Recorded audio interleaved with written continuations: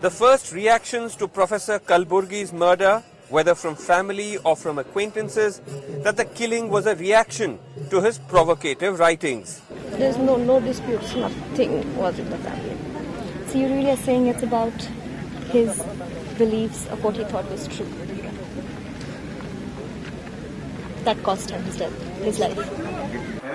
But almost simultaneously, a parallel theory circulated by the police that a property dispute was behind the death. There are many aspects, somebody telling this property aspect also. Yes. That is also very verifying. Till now, unless and until we eliminate, we cannot say what exactly is the motive. While threats to Professor Kalburgi from right-wing groups is fairly widely recorded, what is less clear is what forms the basis of the property dispute motive. The police, when we pressed them for details, were vague. But speaking to Professor Kalburgi's friends, neighbors and acquaintances, we could glean broadly two strands of property ownership. The first, according to his family, is about 70 acres of agricultural land owned by Professor Kalburgi and his 7 brothers in their ancestral village in Bijapur district, about 250 kilometers due northwest of Dharwad. The land is managed by his brothers.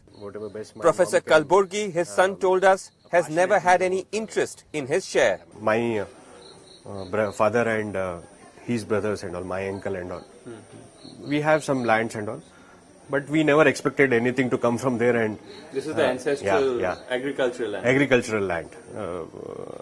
And last 15-20 years also nothing came from there. In fact, they were asking us whether we can give, and my father said, we are all well settled.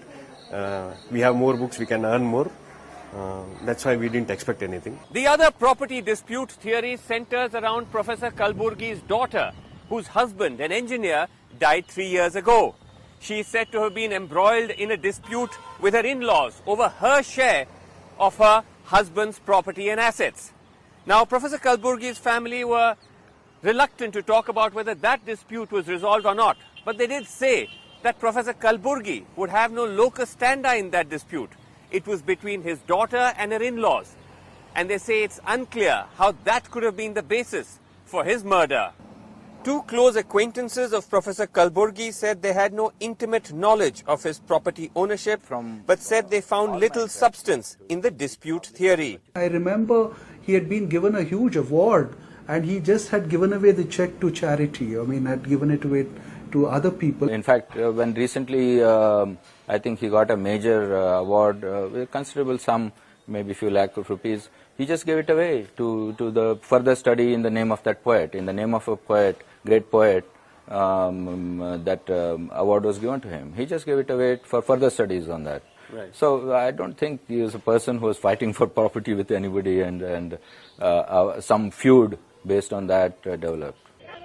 And while no one wants to preempt the police investigation, there are concerns that the real reasons must not be deflected for red herrings. I think these are afterthoughts which as a journalist, and I know that governments and people around try to do this so that they can get away. They can sort of, deflect the controversy. With Manas Roshan and camera person Xavier, Srinivasan Jain in Hubli for NDTV.